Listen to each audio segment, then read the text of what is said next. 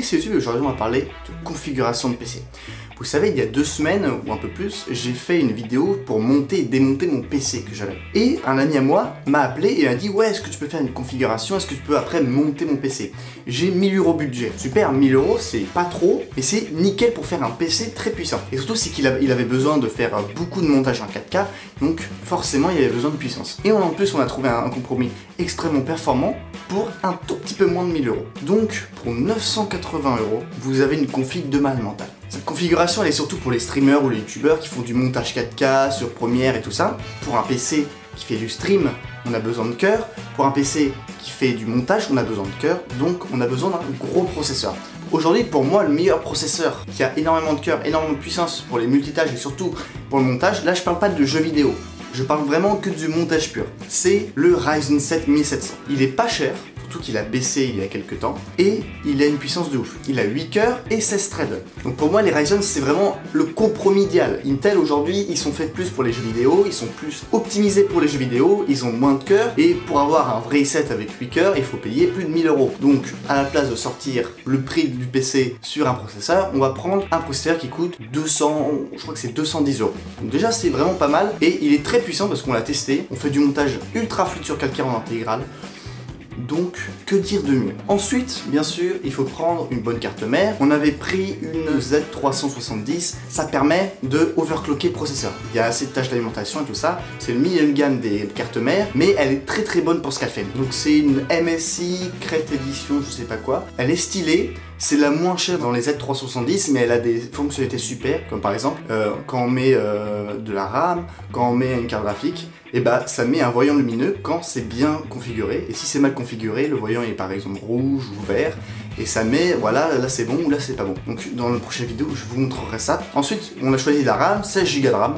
C'est amplement suffisant pour commencer. On pourrait passer à 32 ensuite, mais 16, voire 24, c'est vraiment le bon compromis pour faire du montage sans être très limité par la RAM.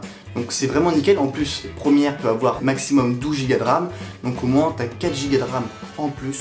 Comme ça, t'es tranquille. Donc, on a choisi de la RAM, on a pris de la G-Skill, je crois, à 2666 MHz. Pourquoi? Parce que c'est pile poil la fréquence qui est optimisée pour Ryzen. Plus bas, le processeur va tourner moins vite. Plus haut, ça ne sert à rien du tout parce que ça va être overkill, ça va être plus cher pour pas forcément une performance plus élevée. Parce que, en fait, avec ce processeur-là, plus on augmente la fréquence de la RAM, plus la puissance du processeur va augmenter. Sauf bien sûr à une certaine fréquence qui est 2666 MHz.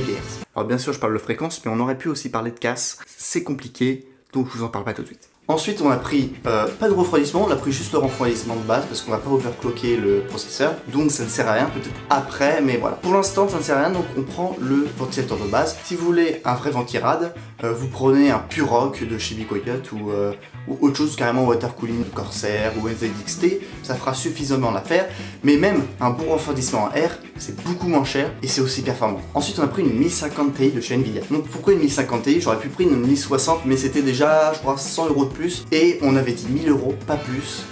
Donc j'ai pris 1050 Ti, c'est déjà très puissant, 4 Go de mémoire dédiée, nickel.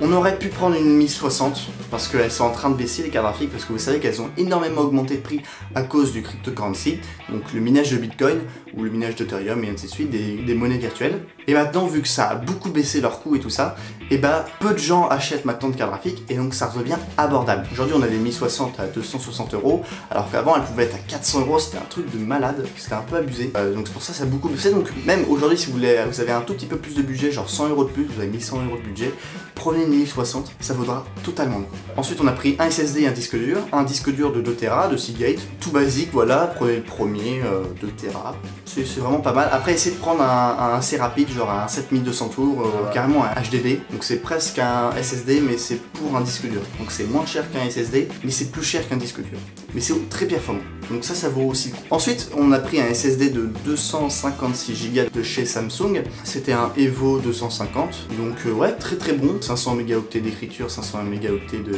lecture. Ensuite on a pris un boîtier un peu plus haut de gamme que des boîtiers en plastique basiques. On a pris un NZXT parce qu'il est assez grand, il est sobre, j'adore. Et surtout il est en métal et vraiment ça fait la différence. Moi avant j'avais un boîtier en plastoc, c'était vraiment cheap. Et là aujourd'hui j'ai acheté un P600S de chez Fantex. C'est un peu plus cher que le NZXT qu'on a choisi, mais il est vraiment très bien. Bien sûr il fait de la couleur, mais il y a beaucoup d'espace, donc c'est à dire que si on veut mettre une grosse carte graphique, si on met plus de disques durs et tout ça, on a totalement la place et ça c'est vraiment cool pour des configurations comme ça. Et surtout le métal, ça donne vraiment quelque chose. Alors c'est plus lourd, mais il y a vraiment une qualité derrière qui est assez ouf. Et enfin on a choisi une 650 watts de chez Corsair, 80 bronze plus, non modulable parce que sinon après ça coûte beaucoup trop cher, et on doit arriver à un total de 990 €, 980 €. Et pour moi c'est vraiment le meilleur compromis. Dans la prochaine vidéo que je vais sortir, bah, ça sera le montage de ce PC. Ensuite on a testé le sur Premiere et tout ça, parce que j'en parle pas dans la prochaine vidéo. Tout se passe bien. Déjà on multiplie par 2,5 fois la puissance de calcul du processeur. Donc ça veut dire que quand on édite, ou même quand on fait un rendu de vidéo, et ben on divise par 3 le temps de rendu par rapport à l'ancien processeur qu'il avait. Donc son ancien processeur c'était un i5 6500 ou 6800, je sais plus. C'est un ordinateur tout fait, donc c'est un peu c'est pas des processeurs entiers, c'est un peu des processeurs un peu moins puissants que normaux et tout ça. C'est un peu bizarre. Et en plus quand on faisait play pour voir sur la timeline la vidéo en 4K, on mettait en intégrale, on avait aucune coupure et tout ça, même avec des effets, même avec de la colorimétrie. Donc c'est ultra puissant pour faire du montage. Si vous voulez faire un peu d'effets spéciaux, tout ça, c'est super bien. Alors bien sûr, vous pouvez évoluer ensuite sur les nouveaux Ryzen. Ce qui est bien avec AMD, c'est que leur chipset ne va jamais changer. Ça va rester du AM4. Donc pour savoir en fait le chipset, c'est juste l'endroit où on met le processeur. Alors que chez Intel, bah, ça change. À chaque fois qu'il y a une nouvelle génération de processeur, ça change. On est obligé d'acheter une nouvelle carte mère et on met des 1000, des 100 pour rien du tout. Alors que là, vous avez juste à changer le processeur et à mettre à jour votre carte mère, c'est tout. Et donc ça veut dire que dans les prochaines versions de AMD, il y a bien sûr les Ryzen 2 que vous pouvez aussi acheter à la place du Ryzen 1. Et il y aura aussi la nouvelle architecture de leur processeur qui s'appelle Z+. Et Z+, en fait, c'est une architecture avec une finesse de gravure 2 fois inférieure à celle d'aujourd'hui. Je crois qu'aujourd'hui, elle est à 12 ou 14 nanomètres et elle va passer à 7 nanomètres. Donc déjà, on va augmenter la puissance du calcul grâce au nombre de transistors par nanomètre. Alors bien sûr, on va augmenter le coût, mais on va baisser la consommation et ça va un peu augmenter la chaleur. Mais sinon, avec ce que vous avez aujourd'hui, vous pouvez largement passer sur des nouveaux processeurs dans 1, 2, voire 3 ans. Même si celui-là va rester très longtemps, parce que 8 cœurs, 16 threads, aujourd'hui Intel, ils en font que pour 500, 700 €, alors que AMD, ils en font pour 200 €. Et avec les nouvelles générations, on va peut-être passer à 300, 400 €, mais avec des puissances multipliées par 2. Donc voilà, attendez et restez sur AMD. Aujourd'hui, restez sur AMD. Intel, en ce moment, il y a certains processeurs comme les i5, les i3, ils sont bons, ils sont très bons.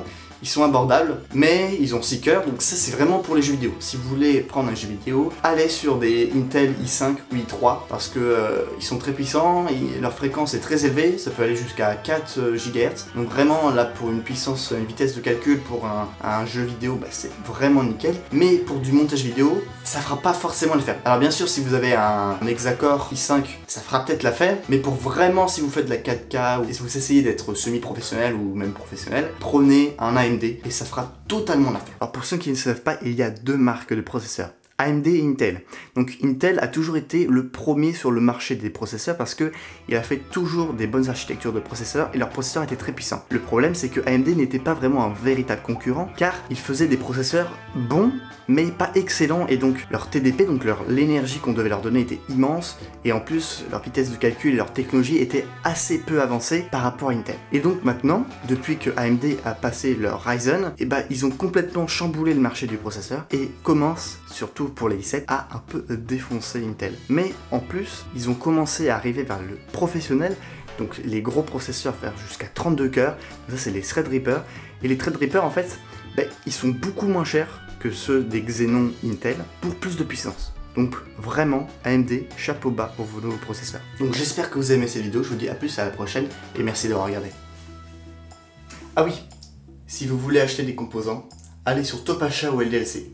C'est des super sites, leur prix vraiment pas cher, et il faut mieux pas aller sur Amazon ou ça. Oui, ils vendent des composants informatiques, mais vraiment de mauvaise qualité, on sait pas comment ça va arriver, et des fois on peut avoir de très mauvaises surprises. Donc, Topachat, c'est les meilleurs prix.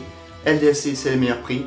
En plus, ils ont des magasins en France. Et en plus, si vous voulez carrément aller les voir, allez-y. Ça vaut vraiment le coup et ils sont super sympas.